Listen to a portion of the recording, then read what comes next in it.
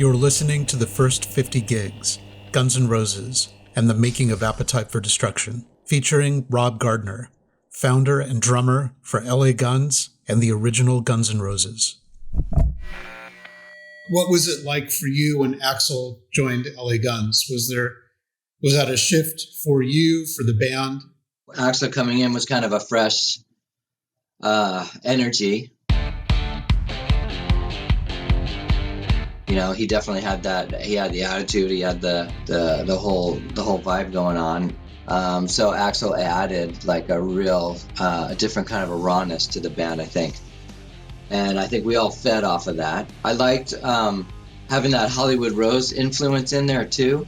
It gave a freshness to LA Guns, because LA Guns was real heavy metal, like which is fine. I mean, I like it and stuff, but we were like, me and Tracii used to go watch Wasp and like, you know, like all the heavy bands, you know, that was our thing, you know, and Motley Crue and stuff like that. When Axl came in, he brought some of the Hollywood Rose feel to the band, so it just gave it a twist, and we were just able to make it, you know, kind of gel together. And you also then inherited some songs from Hollywood Rose, like Shadow of Your Love and Anything Goes. Yes. Which had a lot of influence also from Izzy as a composer. Absolutely. At that time. Yep. So, yeah, do you want to talk about anything around that kind of influence that Izzy brought with those songs, even though he wasn't in the band yet? It had its own flavor, its own style, you know, to it. And I knew it already because I had played with Hollywood Rose and done shows with them, and I knew, you know, like that, you know, there's a difference between like LA Guns and Hollywood Rose. There was definitely a difference in styles, genres, if you will. But when you put them together, it was like kind of a cool mix. Did you feel that Axl was trying to push LA Guns to be more like that Hollywood Rose sound, and did that create a rift with Tracii? The influence was definitely there, and yeah, I think he was probably pushing that a little bit. Yeah, you have to let a person, an artist, be who they are. You know, you can't fight it.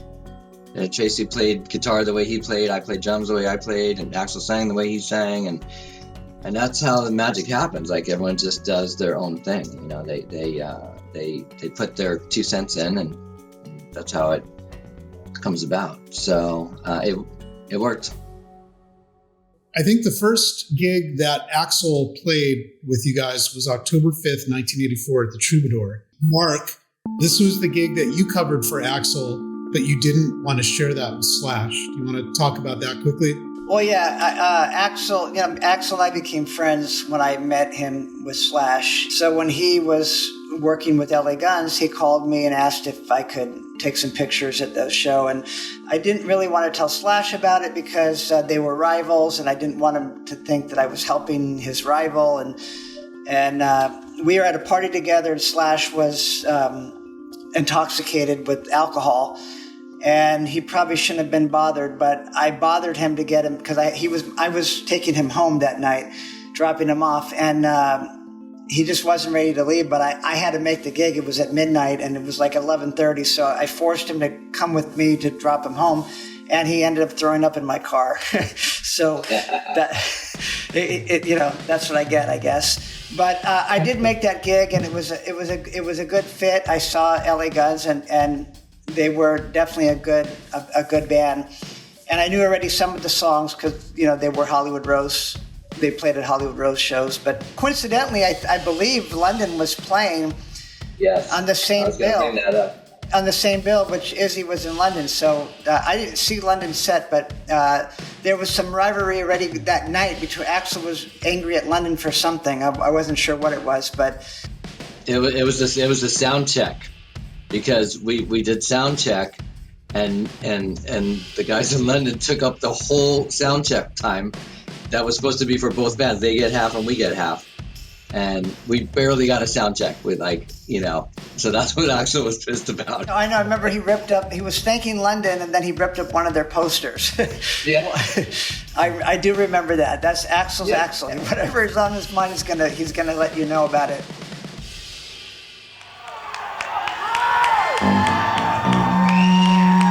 I'd like to take a minute to thank the band before us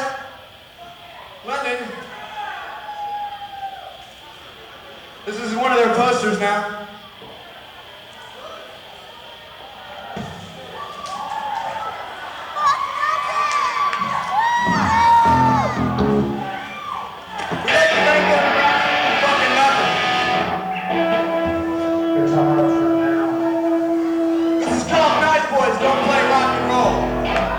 Being that we were so rushed for sound check, and we ended up just finishing late, so we only had a certain amount of time by the time we finished sound check and had to go home or back to the studio or whatever, get showered, cleaned up, changed, and back to the club, you know.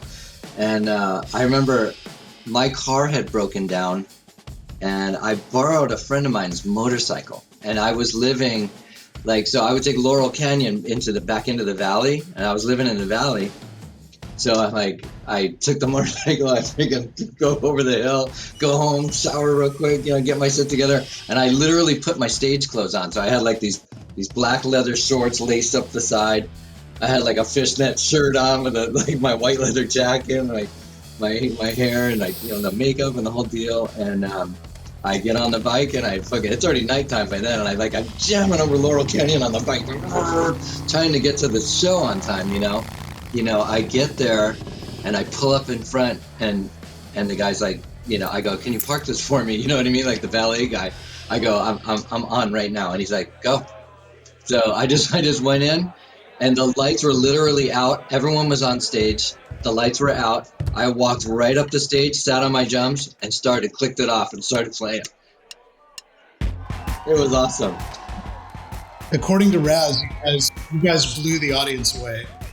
Yeah, we tore it up on that show. We definitely did. So after Axl tore up the poster, he did this little rant. He's like, "Fuck London," and everyone starts, "Fuck London," they're tearing it up. And then we did a song called "Nice Boys, Don't Play Rock and Roll," Rose Tattoo, and we tore it up, man. This was it was awesome.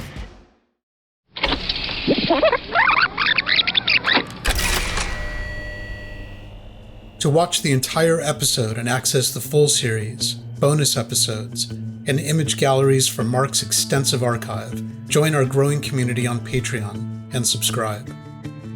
If you've enjoyed this preview, then like our video, comment below, and subscribe for more.